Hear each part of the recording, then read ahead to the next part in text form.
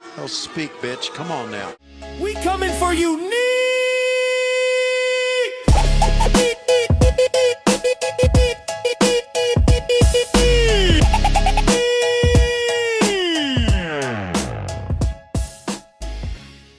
The tripod returns, and we are balls deep into summer. A lot has happened since we last met. We got names in the news, whether it's Big Cass or Cruz Montana or even Jimothy. That's right. The summer is here, folks, and the tripod has returned. My brother from another mother, Big Carpe himself, Julius Caesar. How have you been doing, my friend? Yeah, just working, man. Just working. Just got back from Richmond. So just been working. Just been working. Nice, nice. Okay, well, we're going to kick things off with hopefully some redemption, not just for you, but for me as well, Cesar. We're going to jump into the game that's been taking over the nation. That's right. It's called Mangria is terrible with money. And sadly, last time, mostly my fault. In 60 seconds, you were only able to get one correct answer, whereas Mhm. Sticks and now Jake have both got five correct answers. So this is Yeah. redemption. This is the tripod redemption, not AEW. Mhm. Tripod redemption time. We're going to do it right here, right now. Are you ready, Caesar? I'm going to do my best. All right. So this is a team effort. Okay. Let's get to five in under 60 seconds. Here we Okay. go. Here we go. All right. Loosen up. Here we go. Okay. All right. Ready? Whew. On your marks, get set.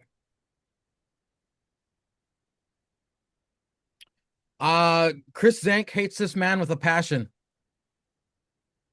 Edge? No, no, no. Eh, I don't know. Uh Oh no. I don't know. We could pass. We could pass. Okay. Okay. The king of TNA. Eddie Kingston. No, no, no. No. TNA. Oh, Jesus Christ. The I can't king. remember it. Oh, Sticks is gonna be pissed. Yeah, yeah. All right, pass. Shit. Okay. Uh uh fuck. Vince McMahon has a dildo named after this guy. Brock Lesnar? No. No. Eddie George? No, no. No. It's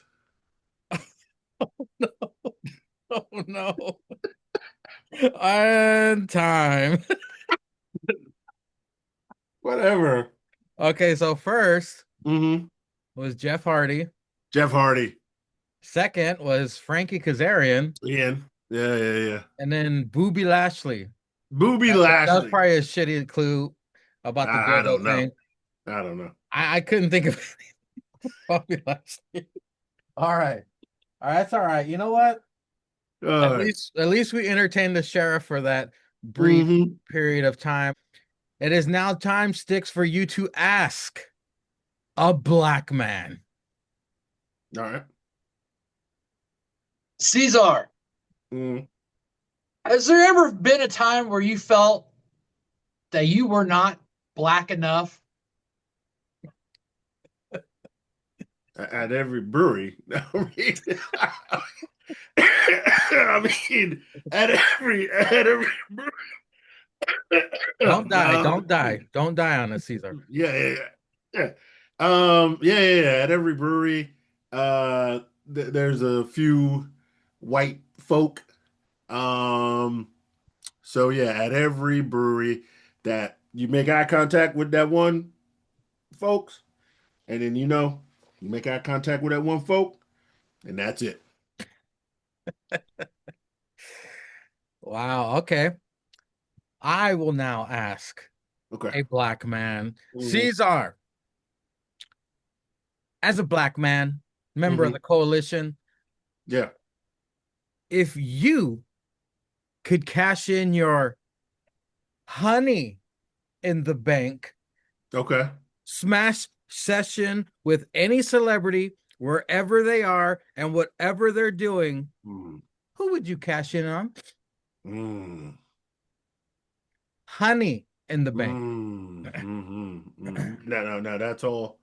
That's all encompassing. Oh shit. Oh shit. They Oh, know it's coming, so it's not rape. oh yeah. No. This. They got the alert, the text on their phone, like, oh shit, he's coming. He's coming. And Yeah. more the ways Mhm. than one, he's coming. Stephanie Valkyr. Oh, okay. Mm-hmm. Nice. Yeah. Yeah. So you're pulling up to her Spanish villa, kicking her door in, Oh no throwing no no death. no no no no no no no. I'm ringing the door. I'm Okay. ringing the door. And then I'm taking that ass. And then I'm taking that ass. Yeah. Is Def Orton watching, or are you throwing him out? Uh-huh. No. He can go out. He can go out. Okay. No, He can no, go no out. audience. Okay. For the first part. Then he can go out. Then he can go out. Then he can go out. Mhm. I'm kind of curious, Sticks. If you had a honey in the bank, Mhm. who would you cash in on? My answer's already been up here for a while. Okay. Okay. Probably Mickey James. Mm. Okay. Mm. Mm-hmm. Pulling up to the backstage of TNA or Mm-hmm. SmackDown and making Nick Aldis watch, or is he getting thrown out, or what's going on Yeah. here? Yeah. Hey, whatever he wants to do, I'm fine with it. He's Cuck Aldis. Yeah. Mm-hmm. Mm-hmm. Okay, well, I had my answer for a while. Roxanne Perez is getting cashed in on, Mm-hmm. and the place is going to be the celebration after you guys watch Raw tonight. You'll understand. Okay. But yeah, Roxanne Perez is on my list. So, ladies, I hope you got that text because we're on our way. Mm-hmm. Mm-hmm. Yeah. Okay, gentlemen, there is a shit ton of stuff to talk about. I mean, we could talk about entertainment. We can talk AEW. Let's see. I watched quite a few movies as well. I saw Evil Dead Burn, Supergirl, Toy Story 5. Out of those three, Evil Dead Burn was the best. Supergirl was so terrible. Mm-hmm. Toy Story 5 was so unnecessary. It was still good, but it Yeah. was kind of it's like those sequels that are 20 years later, like, all right, just let it die. But TV, I'm watching the new King of the Hill. I just watched Stuart Fails to Save the Universe, the first episode. But gentlemen, what have you partaken in entertainment wise, Caesar? Nothing. Nothing. He's the Nothing. busiest man. I gotta work and then I go home.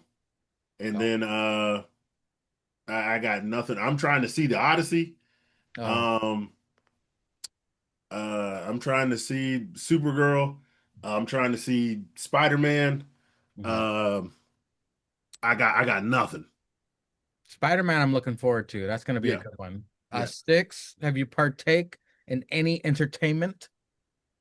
Well, a little bit off and on. We myself last weekend, I believe I watched the cult defying audience pleasing movie called Bambi the Reckoning.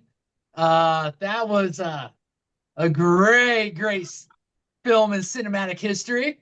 I think we're about 3 or 4 episodes deep into the new season of Unreal.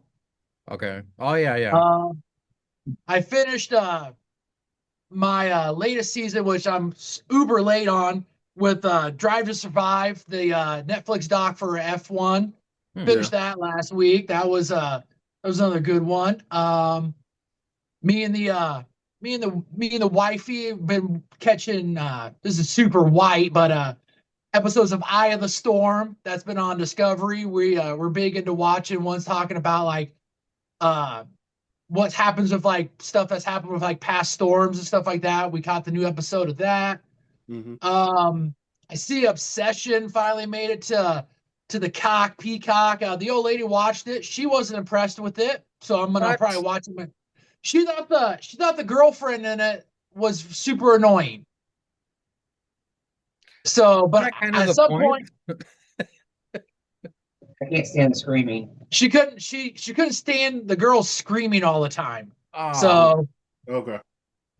you know, but that's the second person I heard that didn't like it. The first was one of my coworkers said that it was predictable and boring. I'm like, are you out of your mind? This was original. That actress is now put her name is now going to be up in lights for her performance. She might get an Oscar nomination for the role. That what she did, she acted her ass off for very little pay. It's a very original concept. I like this. It conquered the box office along with Backrooms. Backrooms, I could see people complaining about, but Obsession, I cannot. I cannot for the life of me understand why people don't like it. Maybe it's because people built it up. Maybe because they're like, oh, Obsession's the greatest fucking movie of all time. And then you go watch it and it's like, oh, this movie sucked. If you go in blind with no expectations, maybe that was the perfect recipe for me loving Obsession. Is currently my number one on my top 5 of the year so far. yeah, I mean, she said that she's not into like possession movies, like people being possessed, like kind of like supernaturals. I mean, I can go either way on stuff like that. I'm not really big into like that kind of stuff, but I mean, depending on how the rest of the movie plays out, it could kind of sway me. Like I said, I'll end up watching it maybe tonight or maybe next week, the weekend, depending. But You outside of watch that, Bambi the Reckoning over Obsession. hey man, it, Come dro- it on. dropped before. Hey, it dropped before Obsession, before the cock got Obsession. So I mean, I'm just saying, man, it's on the list. It's on the list. Just saying. And then just saw a bunch of things that dropped from Comic-Con over this weekend. So I mean that looks super it makes me excited for what the future has for what we have for the Marvel Cineverse. Ditto. I can't wait for what's to come because they got a lot of making up to do for some bullshit that they put out already. But that being said, gentlemen, AEW held a pay-per-view. Thank God I didn't pay for it. It's called AEW Redemption. When I got home and turned it on, it was the ladder match. I believe it was for a future opportunity at the International Championship, one of the 14 championships in AEW.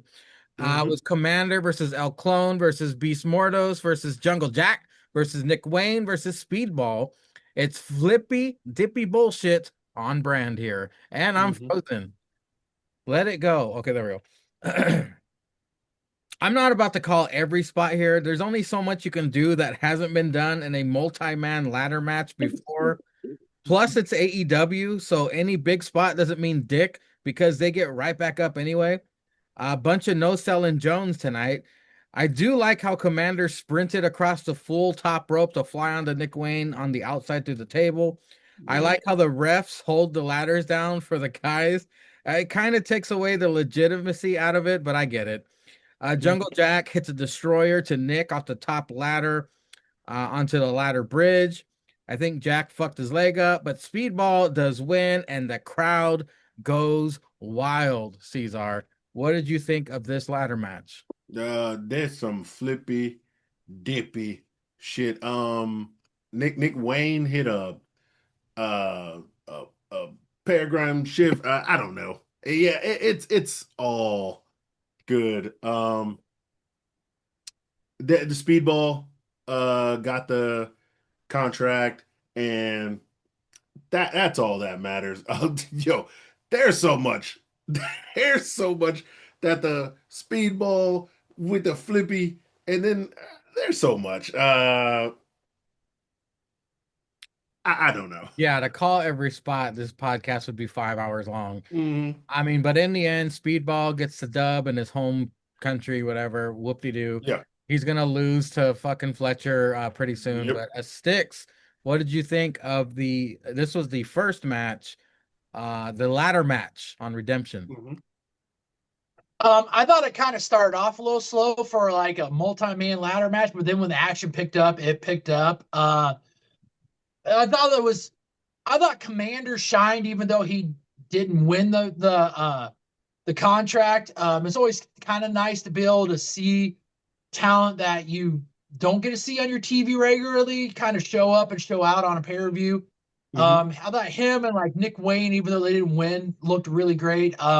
You kind of forget all the stuff that Nick Wayne has done in his career, learning from the captain, my captain, the captain. So you would hope that that man would sit underneath the patriarchy tree, would be able to pick up some stuff.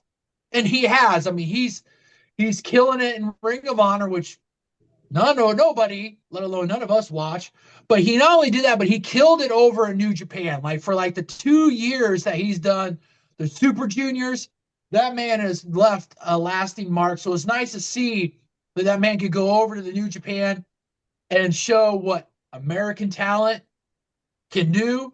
That's one of the few things that AEW has that is actually good, is that they have a decently good working relationship with New Japan, with sending talent back and forth and stuff like that. But yeah, outside of that, like you guys said, a lot of spots. Couldn't call all of it. When the action picked up. Happy for Speedball as a man who has watched TNA and watched him flourish in TNA and put on just barn burner stellar matches in TNA, to see him be able to win that ladder match and hopefully go on and go out to put on a good performance in a L against Kyle Fletcher. It was a pretty good start for a slog of a pay-per-view. My goal was to not take a lot of notes on each match, which I had some success, but others I just had to write what I had to write. Up next was the Bucks versus Mox and Omega. Mox and Ospreay, sorry. Marina Shafir shenanigans. Forehead Jackson acting odd, disoriented. Mox fucking with them. The story of this match is how loopy Nick is being. Ref keeps checking on him. Matt covers his brother, trying to protect him, but Mox curb stomps his ass. Matt super kicks Marina. Mox proceeds to murder Nick. Mox tries to use a chair, shoves the ref. Ospreay takes a chair from Mox. Bucks attack and win after 47 super kicks to Mox's head. Sticks, what did you think of this? I understand the exaggerations of injuries and stuff like that. I hate it when people do stuff with like heads and concussions and stuff like that. That's kind of the one thing with me, like anything else. But like you said, it was damn near almost the main focus of the match, took away from whatever action that you had. And I was wondering when we were going to start getting bigger rifts between Will and Mox or the Death Riders. And like the announcers said, the Death Riders pretty much had their big fingerprint on throughout this whole pay-per-view. And I guess what took me away was the focusing on the head injury of Forehead Jackson, how it seemed like they almost damn near took advantage of someone kind of showing compassion for it. Because then, it's just like, okay, if you guys are going to do this, then now you got to understand why people get mad when legit people who have head injuries and end up having issues, why they just rake pro wrestling on the coals for that stuff. So it's like, I thought it took away from the action of it. Outside that, it's very interesting to see where we go forward with Ospreay and if he still has a relationship with the Death Riders or if he doesn't. Now he's essentially a man without anybody to have in his corner, because he's got the United Empire, his the frailty of that with him and the leader of that guy. They're possibly coming after him. Then you got, just even in AEW, you've got the Death Riders now. You got to worry about that. all going into possibly what might be the, if not one of the biggest matches of your career on your home soil at All In against Kenny Omega. You got to worry about all these components of this stuff happening while you got to try to focus on being a world champion in your hometown. Like, that's just a lot of stuff. Like, can he put up all the barriers to block that stuff out and solely focus on pulling the trigger on Kenny Omega? Like, we're seeing Will still can't do that. Whereas, like, everybody knows that when you sign up and when you're doing this stuff, you can't have like a moment of like hesitation. Like, you've got to do this stuff because if you're in it to be the best, to be the face of your franchise, to be the champion, you've got to be able to pull that trigger, be a champion, and then say sorries and basically do whatever to say, hey, my bad, after you are a champion. You got to do all that stuff afterwards because nobody else is gonna, nobody, all the oh hey, that was all being the nice guy thing. That very rarely works out for you at the end. Like, you, that doesn't get you championships. That doesn't get you faces on billboards. That doesn't get you faces on the trailers for loading for the Halsey equipment. That gets you the, oh, he's a nice guy, but he can't win the big one. So hopefully Will can win the big one.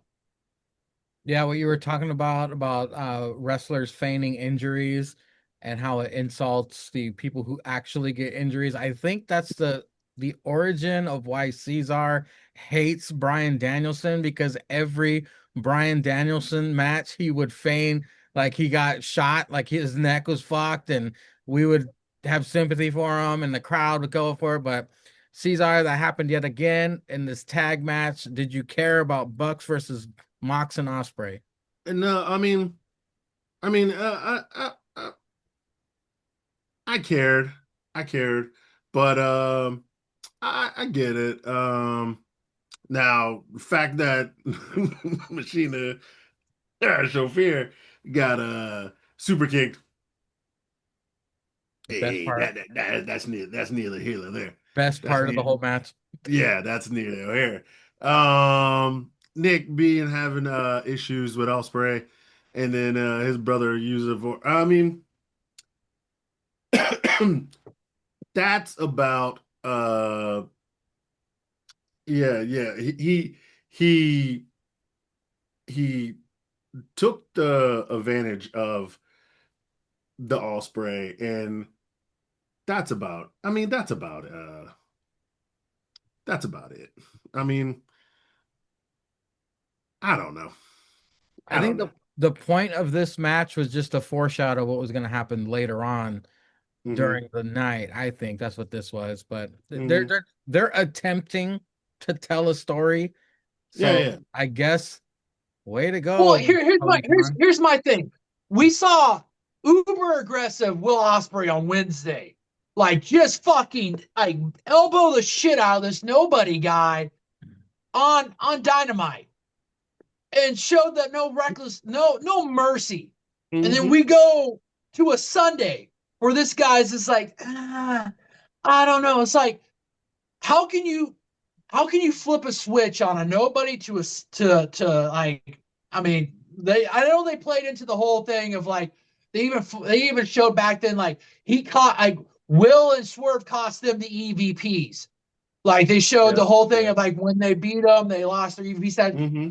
Hmm. How can you show no mercy to a nobody, but yet at the same time show mercy to a somebody? The answer to It's like, that is plot armor. Yeah. Up next for the but this is the problem international. I have. This is the problem I have with AEW though. The inconsistencies of stuff like this, and like just the horrible shit of like the storytelling and stuff, but yet in the same breath that those people and or just AEW fans themselves can turn a blind eye to what their company does, and yet still be able to shit on what the Fed does, and even I know they don't do it with TNA, but you could do it to other wrestling companies. Exactly. Just listen to Meltzer talk for 2 minutes, and you get to see the bias unbiasedness of his bullshit. But up next was the international championship match. We had Kyle Fletcher versus Bandito. Anytime I see Bandito in a match, I'm like, he's gonna lose. This fucker's he loses everything. He loses However, everything. however, this was my second favorite match of the night. Bandito, when it's the pay-per-view lights are shining, he loses, but my God, does he fight? He fights his heart out. Bandito attempts to moonsault onto Kyle from ropes to the outside, but Kyle catches him in the face with a perfectly placed super kick. Kyle hits a brainbuster on the apron. Bandito puts up a hell of a fight, hit Kyle with everything he had. Kyle hit a very sloppy turnbuckle brainbuster for the retain. Yeah. But Bandito pay-per-view matches are always great, but the man eats yet another L. Cesar, what did you think of this great but predictable match? The Protostar came in cocky, but he thinks he hit a brain buster, and oh my God, that thing was nasty. On the apron? Yeah. Like he brought up stuff, and then he brain busted, and it was nasty. It was nasty. But he did okay, and then all I say was Brandito. Hey, he comes to play. He comes to play, and hey, all I say is, hey, you're doing welcome. You're doing welcome. I mean, Brandito earns his pesos. Sticks, what did you think of this international championship match? It was a shiny spotlight on Bandito. I mean, the guy, he loses every match that isn't Ring of Honor. I mean, the guy's a Ring of Honor heavyweight champion. You gotta imagine is just buying time before the floodgates open from before he becomes some kind of champion in AEW, and then they start to build up. I mean, this guy's going out there just fucking killing it. Like if these like if he was in WWE after his first like week or 2 weeks, you'd be getting fucking Bandito masks sold on WWE Shop. Like that's the only thing that AEW is missing out on. But this guy went out there, put on a hell of a match in an L. Kyle Fletcher, we've talked about it. You go back and watch the previous The Tripod episodes, which you should fucking do regardless. And we've talked about how we've seen the potential in this guy. He's starting that. I mean, we've seen the upward trajectory. So he's got another championship that he's defending. He was emphatic on doing this without any help from the Don Callis family. Did it look good? I mean, it looked okay. But, I mean, you're going to have that. This guy is, I still believe, a superstar, like one of the guys that could be a torch carrier for AEW going forward. You're going to have some slip-ups. Like Cesar said, like you said, the brainbuster on the top turnbuckle, he missed it.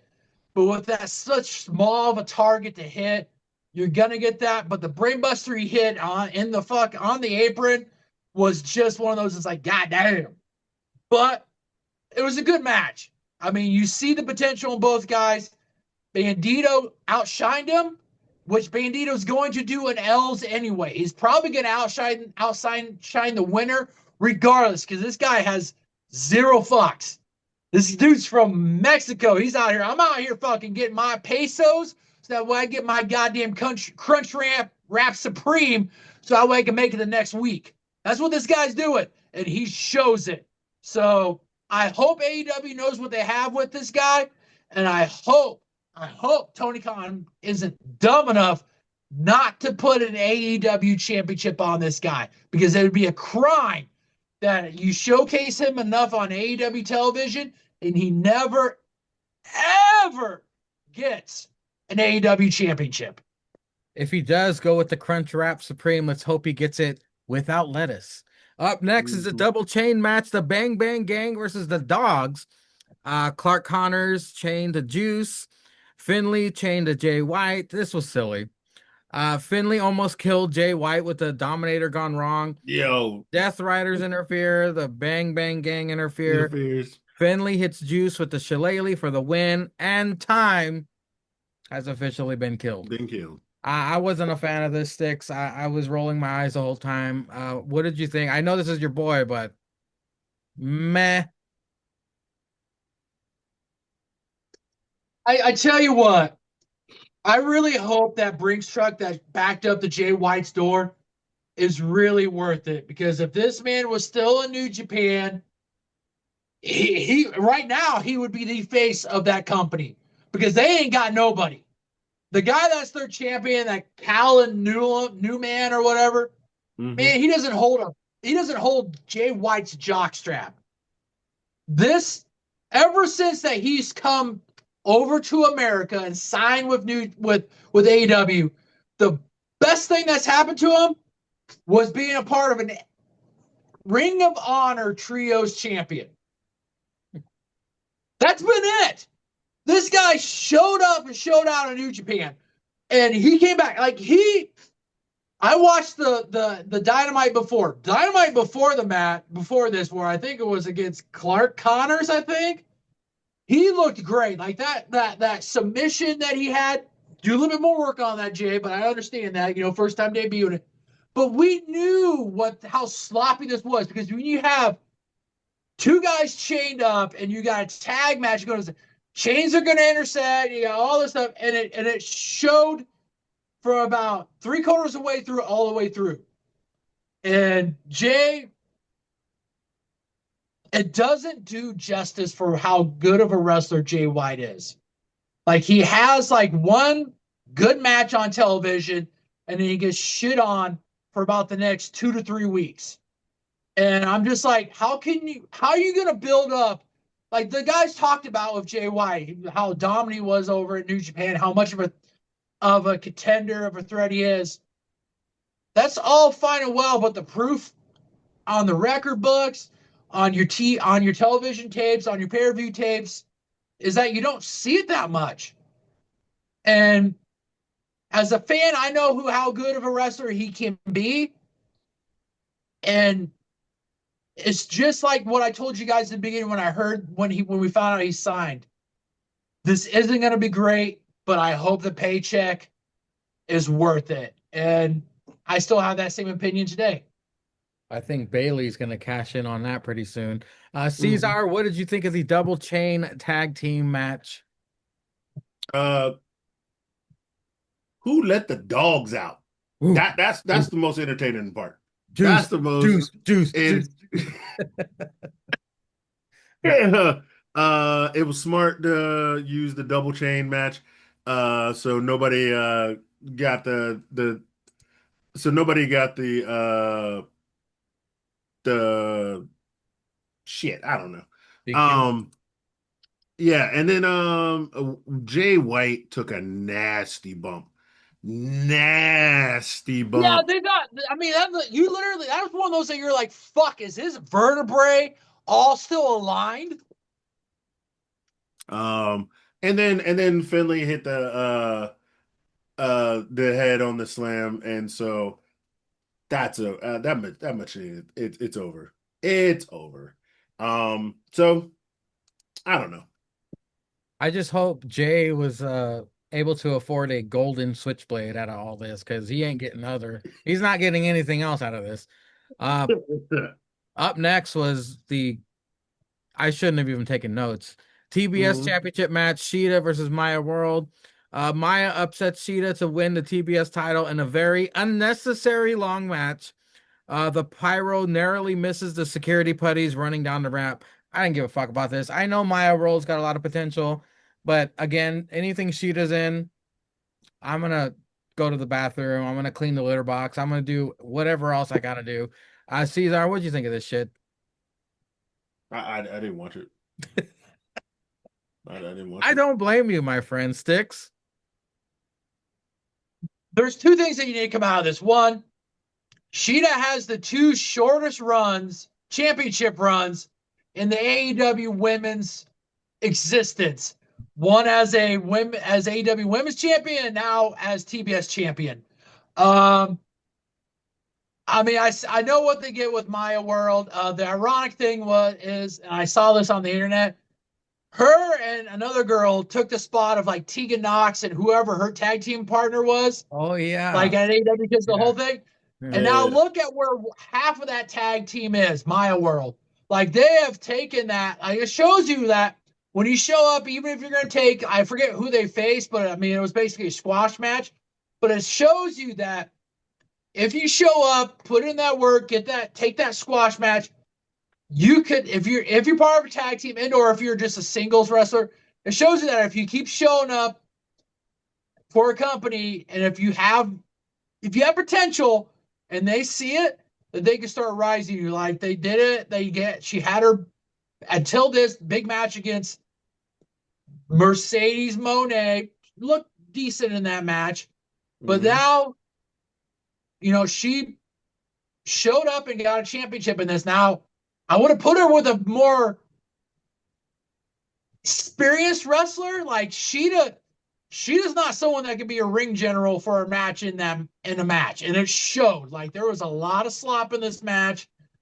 And like the finish was very sloppy in itself. But hey, they see something in Maya World. I've seen bits and pieces of kind of maybe what they see in her. She's a champion. Congratulations. Now you better fucking show it. Like you better be on point, get your shit tight, and start showing why you could be a legit reason or a legit threat for that big AEW Women's Championship. Like, if this is your peak of it, I guess you could say this. I've had a good career, but this is something that you better take serious. You better get going because that women's division needs someone that isn't a former WWE champion and or a former WWE standout. Like you've got to show it, and you've got to show the reason why that you can be that. And I hope Maya World does, but I don't have much faith in it. Maya World better grow some fucking personality and shine with that because I'm not trying to be insensitive. I get it.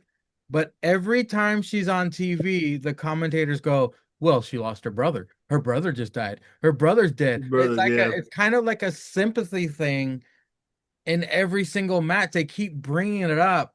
Just let her be her. Give her a mic. Have her sprinkle some personality into this, and then I'll care. But like Hmm. you said, Sticks, she was paired with Sheeta, who doesn't speak great English, to be the general of this fucking match that put half the crowd to sleep, and the other half at home was going to make dinner. Nah. I need a break from this mediocrity.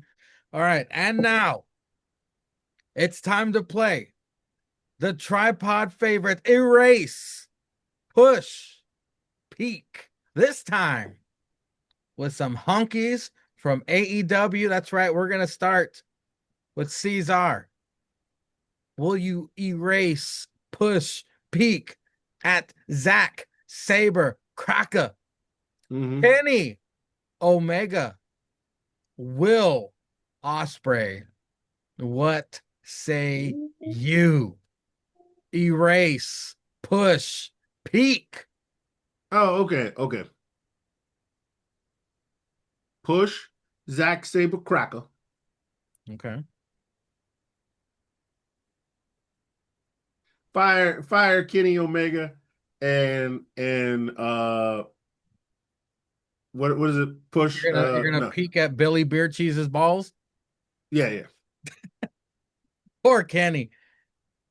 Even with his diverticulitis, he doesn't get any sympathy from Caesar. No. Sticks. Same question. Erase, push, peak. I'm not gonna lie, I'm in unison of Cesar on this. I think the potential Zack Saber Cracker is something that could overshadow Kenny Omega's career. Hmm. Um, I mean, to be the Billy Goat, you can't be having a fucking Jake Travers micro peen package. I mean, you got to have something there. So I mean, I'm gonna peek at that, and I mean, I'm sorry for Kenny, but I mean, I think there's just so much flippy floppy with fucking Kenny Omega on what he is and all that stuff, and then the sympathy and all that stuff. I'd rather get rid of dump him. Mm-hmm. Well, mark your calendars, pretzels. For the first time ever, and probably never again, the tripod is simpatico on all Yeah. three. We are pushing Zack Sabre Jr. to the moon. Moon. That guy is impressive. I want to see way more of this man. Put more gold on Zack Sabre Cracker stat. And Will Ospreay's got them buck teeth. He's got a gay ass hairdo. Dude's gotta be packing some heat. He's already got married to that one chick. I need to see if Billy Beer Cheese is packing the cheddar. And Kenny Omega, I mean, sure, he's the cleaner. Sure, he did a lot in New Japan. Sure, he helped start AEW. That man's body is fighting him every day. If it's not injuries, it's diverticulitis. Even his body wants to erase him from history. So I'm sorry, Kenny Omega, man. You're fired. Yeah, you're right. And now it's time once again to ask a black man. Caesar, I'll go first this time. Okay. Again, as a black man, as a member, a high-ranking member of the coalition, I need to ask you the whitest question of all time. Okay. Who is the greatest white man to ever exist, according to the coalition? And Dan Scott. Who? Dan Scott. Dan Scott? Yeah. And I'm going to tell you why. Okay. This cracker killed his own brother. Okay. This cracker. I need to Google this shit. This cracker. His real name is Paul Johansson. Yeah. This cracker. You want me to read it? Yeah. Okay. Dan Scott is a fictional character from the TV series One Tree Hill, portrayed by actor Paul Johansson, known as the villainous father of Lucas and Nathan Scott, who evolves into a complex anti-hero. Initially presented as a neglectful and abusive father who abandoned Lucas for his other son Nathan, his storylines involve murder, a self-help guru phase, and a dramatic redemption arc, making him a central and controversial figure in the show. This cracker got his heart stolen by a dog. And so far, I don't know. I don't know, but he was the shit. Okay. And this cracker shot his own brother with a gun. You know, salute Dan Scott.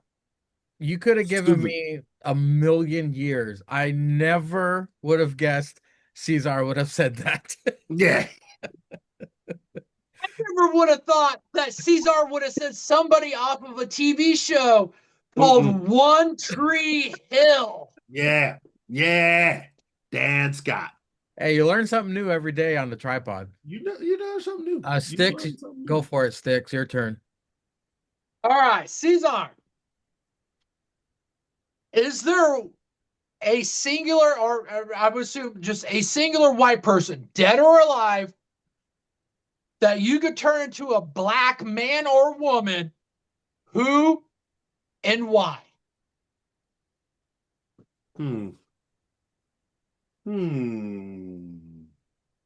So he did the superhero question last time. So now just a regular person. You know, Drake. What? Drake. Yep. Because white people don't know Drake. Okay. Because no, white people know Drake, but Drake, it's Drake. I know of Drake. Isn't he black already? No. No. He's light skinned. Okay. Okay. So Oh, so so you want to so take the vanilla out of that chocolate and double yes, down on the chocolate. yes, You want the yes. double fudge Drake. Yeah. And drop that English and then it's Drake. Drop No, that he nigga in wants that. He Detroit. wants that Drop dark that nigga in chocolate Drake. Detroit. Hmm.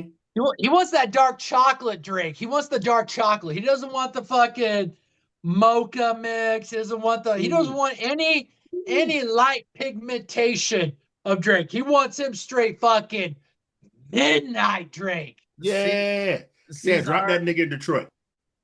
we should just talk nonsense the rest of this show because the rest of this pay-per-view is depressing. Up next for the AEW Tag Team Championships, it's Cage and Colt versus the Death Riders. This is where the Fire Stick shit the bed. I caught the end. Colt and Cage retain with the elevated spear on Pac. The Bucks come out. They stare each other down. The title match is set for All In. Caesar, was there anything notable I missed from this tag title match? There was no notable.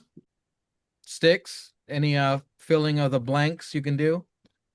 I like their tag team finisher. That's about it. Cage and Copes. That's the only thing I really can say of it. Again, another shitting of the bed of a pay-per-view match. Mhm. That could have been on Dynamite. Next, no holds barred. Jericho versus Ciampa.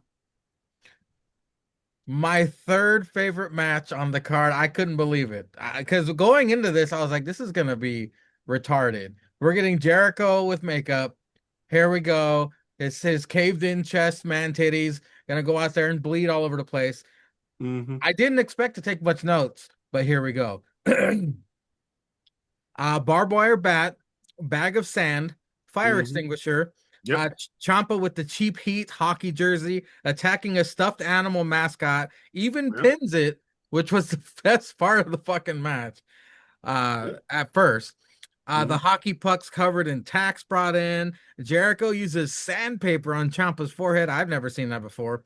Barbed wire table, we've seen that. Jericho puts Ciampa through it via attitude adjustment off the apron. Ciampa's just a bloody mess. Jericho does in fact stab Ciampa. I was like, well, Cesar's hanging up the fucking remote. He's never gonna watch wrestling again. Someone just got stabbed, but it was with a Mhm. pencil, I think. But Jericho does, yeah. Ciampa hits white noise off the second turnbuckle through a mirror. We get a power drill. We get poison mist, barbed wire mirror, elbow pad covered in tacks. The match ends when Ciampa gave up from getting a power drill to the head. It wasn't the drill bit. I noticed it was just a still bar, which of course it's fine. I don't want no one to die, but still, I do got to give this props for its creativity. I know that AEW loves blood and they love weapons, but there were some unique twists in this match that I appreciated. Sticks, what did you think of the no holds barred match, Jericho and Ciampa? This is where the gimmick and the gimmick match made this match shine. We had this kind of already where it was just Chris Jericho and Ciampa. Ciampa picked up the dub, which is why they did it at what was I think it was like Dynamite Beach Break, which is why Jericho had the bag of sand. The kind of a little throwback to this. Yeah, all the different toys and the stuff that they brought out made it that good. Um, it just, I mean, the stuff that they brought out in this match is what kept me entertained in it. Otherwise, I mean, I would have watched it just for Champa. I mean, Chris Jericho, I could go. I mean, he's okay, but I mean, this Painmaker, all these personas that he has. I mean, it's just after a while it gets kind of old. And I like how they talked about how he was as the Painmaker is undefeated in AEW. Oh, okay, so that means that he has something. He has a well he can go back to. Whereas his back, where if his back is ever against the wall, he could go to be able to pick up a dub to keep himself relevant. Outside of that, I mean, the like you said, the creative process of all this stuff, the creativity of all the stuff they had in this was what made this match good. And the power drill, they foreshadowed it. Whereas I think Champa tried doing it last week or a couple weeks ago. and the officials and I stopped from doing that. Jericho did the callback to that. Yeah, you can kind of tell it wasn't anything that was going to hurt, but still, I mean, I wouldn't want that pressed against my goddamn skull. I mean, I wouldn't want that as a threat against me. So fuck it. I mean, yeah, he's going to probably tap and all that stuff. He's going to probably give up on it. It is what it is. I mean, Jericho, Maker got the dub, but the thing to take out of us with the creativity of all the spots on this was what made this match good. Yeah, I mean, I am curious to know if Cesar enjoyed this. Did he skip it? Is he gonna shit on it? It's a gimmick heavy match, but what did you think, Cesar? I didn't watch the shit. Up All right. next was my favorite match, and I guess official beer cheese match of the night for me. Yeah. Again, I was like, okay, on paper, it's just another championship match with two guys. One's good, the other one's resembles the no knees crack. For the the national championship, we have champion Mark Davis, Dunkzilla versus Andrade. I'm digging Andrade's second AEW run. He's got his ladies man gimmick, his catchphrase, and his confidence. Finally, he's making his mark in AEW. Taz and Tony both say that Mark Davis has a fat ass. I don't know if you caught that. They both kept commenting on Mark Davis's fat ass. Funniest part of this match was when Andrade was taking his pants off. The look on Aubrey's face, she was just like, ooh, ooh, like trying not to look. It's like, all right, Aubrey, relax. You're not the focal point of this, but it was still funny. Pretty good match. Andrade wins with the DM and new national champion. Kisses Aubrey's hand. Gross. He's probably got some kind of AIDS now, but again, this was a great match. I loved it. Andrade and Mark Davis, they brought it. This was my beer cheese match of the night. I should have stopped watching here. Let's just say that. Cesar, what did you think of this match? Andrade almost stole the win out of the big elbow strike. Yeah. And then almost these two guys have so many interesting styles. They both go toe to toes. And then after a hard fought battle, Andrade deserved the win. God damn. No, this match was the beer cheese match of the night. And abruptly so. I mean, Andrade had a fun entrance with this one. Hey, you bitch, you bitch right here. You bitch right here. Oh, you bitch right here. Yeah. Oh, you bitch right here. Yo. Speaking of chocolate, he had a chocolate lady with him. Yeah. Andrade looked to have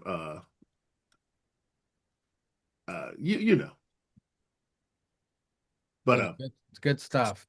Yeah. This was the only match my wife actually watched. Out of all 10 matches, this was the only one she watched, and she liked it too, Sticks. What did you think of this national championship match? This showed the superstardom that Andrade can be and should be. Like if you're AEW, when you swing and miss a lot, but when you hit that one home run, you did that with this match, and you called out the right guy to win the match. Like he went out there and he showed you why he should be the champion, why he should be a future champion, regardless if that's TNT, if that's the highest he ever gets. If I was TNT and I watched this, shit, I'd want him to be my champion. Shit, this guy looked great in this match. From the entrance to just the performance all the way through. I mean, this man, his second AEW run has been great. And for him, I mean, we saw the groundwork laid, especially when he pretty much gave the middle finger to the Don Callis family, while also still having the Dynamite Diamond ring on that middle finger while giving it to him. I mean, it's almost like a double FU to the Don Callis family and to MJF. I mean, he can go in the ring. We've seen this from NXT to even WWE runs, and we've waited for something like this, and we finally got it. Now, keep it up, man. Now, let's just keep this up because I could see not a very long run of an AEW championship run, but if I was Tony Khan, I'd have that in the back of my head being like, hey, this guy could be a dark horse AEW champion. We could have him do like maybe a couple months run if you want to go from like a middling pay-per-view all the way to like one of your big ones. I could have him do it, but he's got to consistently show me that now as as one of AEW's many champions. If he can do that, let's continue to put the rocket on his ass and we'll shoot him to the moon. This was a great match, and I'm in simpatico with you guys. This is the best match of the whole pay-per-view. The next match is more of a thought. Thekla versus Willow. I don't like how they did Thekla here. Willow beat her with the backslide pin. After the run Thekla had of being indestructible, being this badass little lady from Austria, fucking everybody up, it ends with a backslide pin. And now we're getting Willow versus Mercedes, which is whoop-de-doo. I know they got history, but I would have looked forward to seeing Thekla murder Mercedes Moné at All In and solidify herself as a top star in AEW because of the run Thekla's been on has been interesting. She has a group, she's a heel, it's great. Versus Mercedes. Mercedes could have made Thekla at All In, but now we're getting boring ass Willow with her fat ass backpack heading into All In. I'm disappointed. I didn't really give a fuck about this. Sticks, do you have any smoke to blow up the ass of this match? Well, Male or what's to say? female? What's to say? Thekla doesn't get in. I'm just talking about this night right now. Okay, That's all. I think male or female. Tekla's been the best heel in AEW for quite a while. Like I think she has been. Like this, even the callbacks to Stardom, all that stuff. Her elevation of Sky Blue and Julia has been great. Like she's been the shining part of the whole trios. I mean, they're going over to Stardom. They became like essentially their trios champions. I guess I just don't see their like Tony Khan's hype with that with Willow. I mean, I really hope that you aren't going to have Willow be a placeholder to get Monet the women's heavyweight championship. Like, I really hope it isn't. Cesar, what about this? It's Willow versus Mercedes All In. It's the end of the match. It looks like Willow's gonna win. Here comes Pamela, new AEW roster member. Pamela runs in, hits Mercedes or Willow in the cunt, helps Mercedes win, and now we got Pamela and Mercedes, the new power duo of AEW.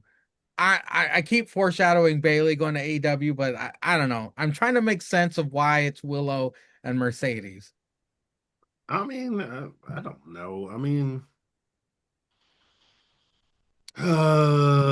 let's yeah. Let's talk about it. Pamela, wait. Pamela is still under contract, or is she not? I think so. I think she's still there. I thought I read that if without injury time put in, it'd be towards the end of the year before she could be up. Okay.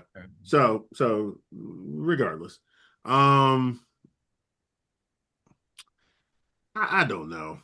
I mean, I still think technical, Thekla. well, whatever. still gets in, and like it's two heels and then Willow, and then that's fine. That's fine, but because Willow is super super over, I don't know.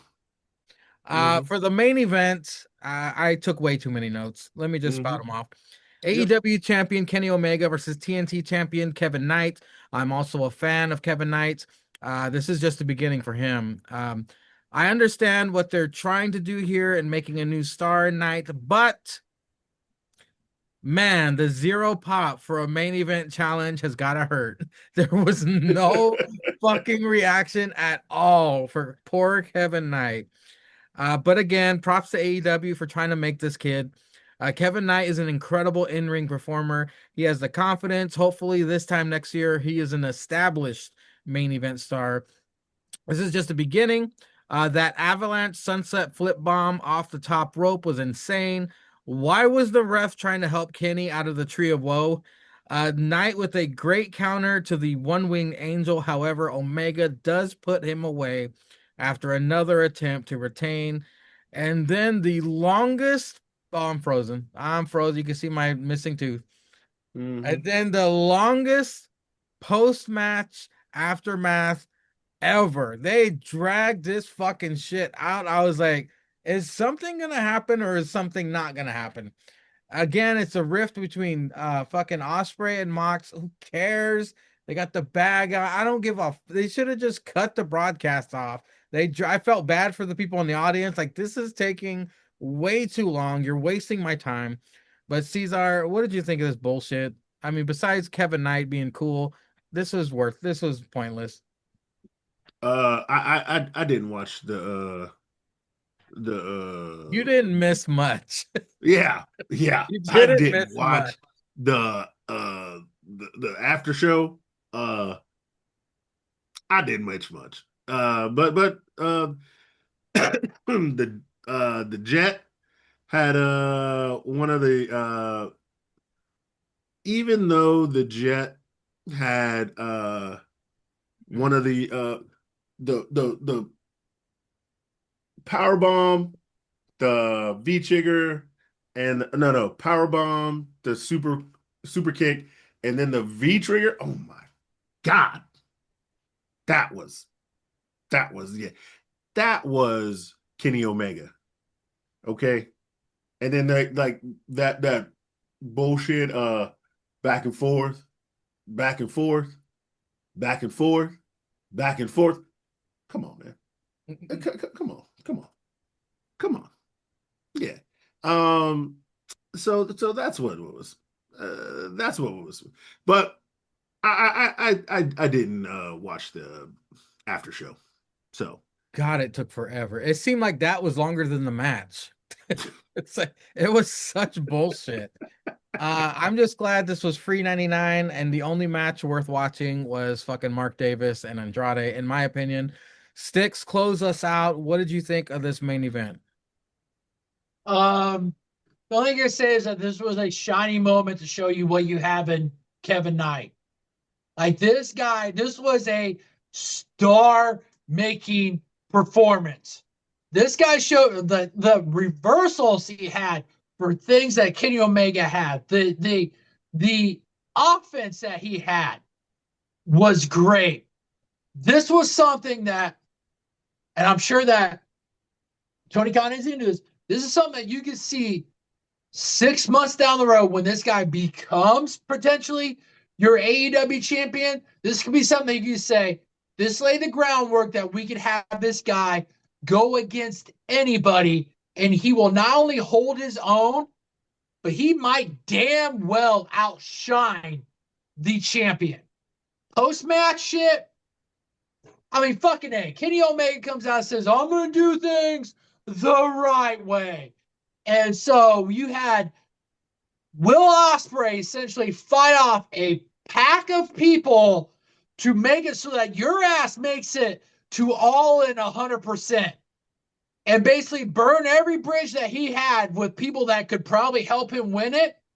And then this motherfucker this diverticulitis fucking douchebag, Oh, God. fucking when he's up there doing the celebrations of Omega, basically turnbuckle one wing angel his ass. And the Young Bucks are even like, hey, this guy was actually fucking helping you. And him being like, oh, well, whatever. This is the shit with AEW that I don't fucking understand. So you're gonna have Kenny Omega talk about how he toes a line, how he's gonna toe a line of doing things the right way, and then he has a guy that comes out and saves his ass. That basically shows that he's like, I can do things the wrong way. I've showed you I can do it the fucking aggressive heel way, but I'm gonna make sure your fucking broken down body ass makes it to All In. It's just something that's like, what are we doing? Like, so this guy has, like, Ospreay has more to lose going in because he's got so many people coming to stab him in the back, and you've got what?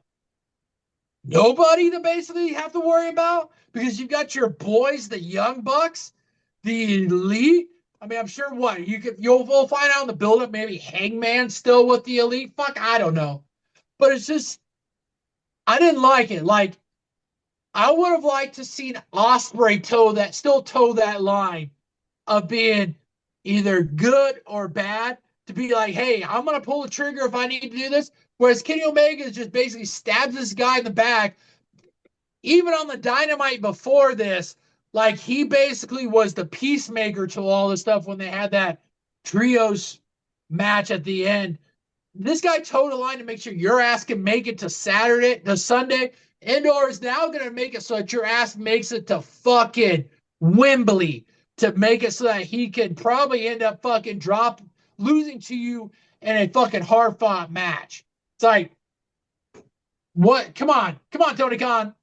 I mean, I mean, if you give those guys creative freedom, why, what are we doing this? Like, I would like this.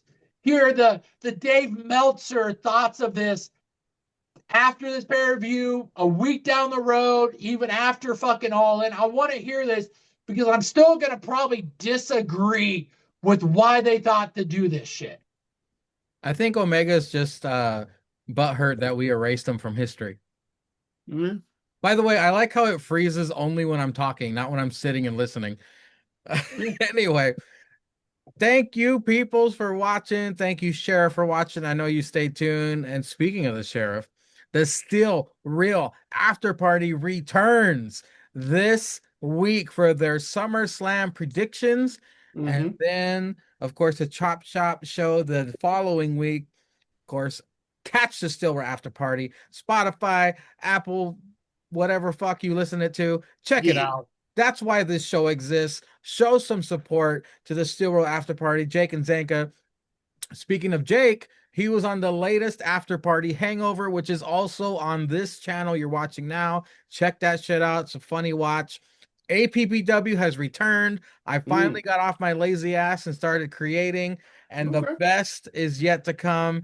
I'm having a lot more fun again. 2K26 has revived my love for the game, literally. But until next time, ladies and gentlemen, thank you for watching. Thank you for listening.